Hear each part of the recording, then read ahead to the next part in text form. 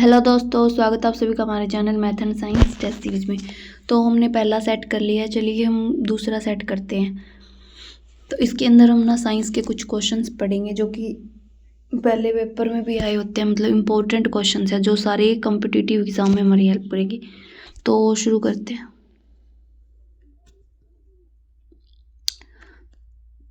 तो हमारे पास है फर्स्ट क्वेश्चन है कि जो प्लाज्मोडियम होता है वो परजीवी किसका परजीवी है। तो वो हमारे पास है मलेरिया रोग का।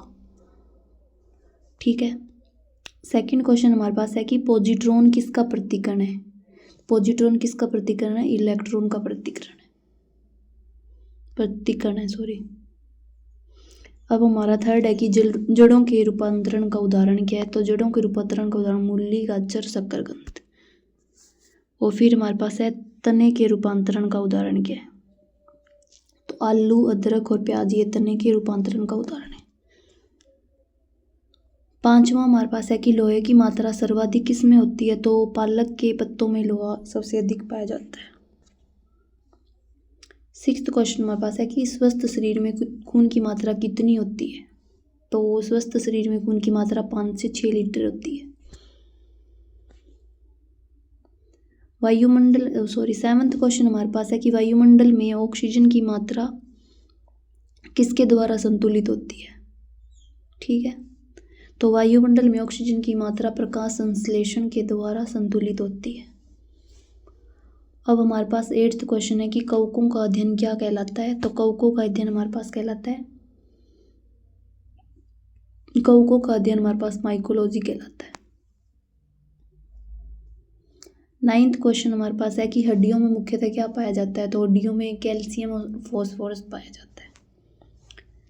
10th क्वेश्चन है कि मानव शरीर में गुणसूत्रों की संख्या कितनी होती है। तो मानव शरीर में 46 गुणसूत्र होते हैं जो जोड़ों में पाए जाते हैं। जैसे 23 जोड़े हो गए, 23 जोड़ों में 23 और वैसे 23 दूनी 46 तो 46 हो गई।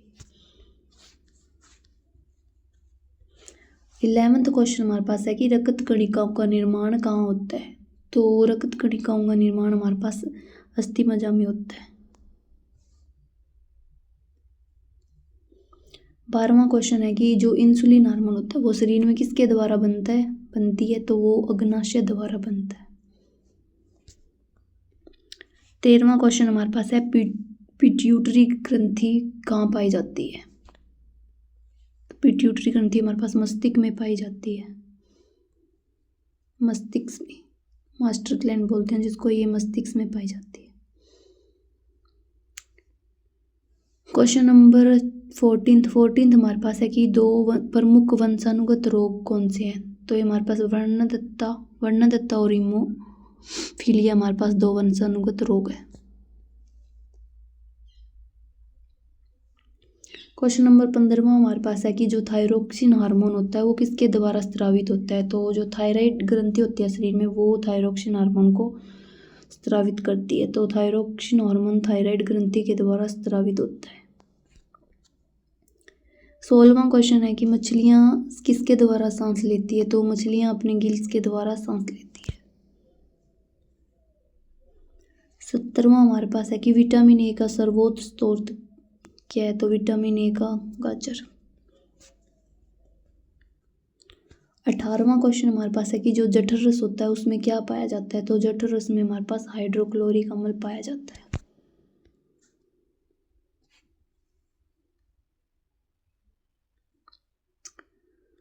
ठीक है। अब हमारे पास है कि लाइन में जो परस्पर सहजीवी मौजूद होते हैं वो कौन से होते हैं। तो वो होते हैं कवक और शैवाल।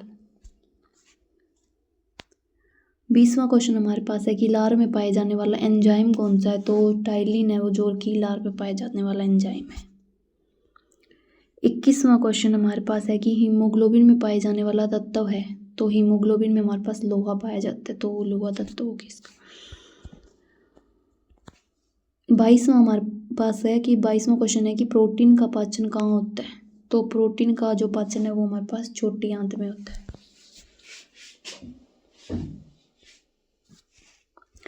23वां क्वेश्चन है कि भोपाल गैस कांड हुआ जो 1984 में हुआ था उसमें किसका रिसाव हुआ था। तो हमारे पास भोपाल गैस कांड में मिथाइल आइसोसाइनेट का रिसाव हुआ था।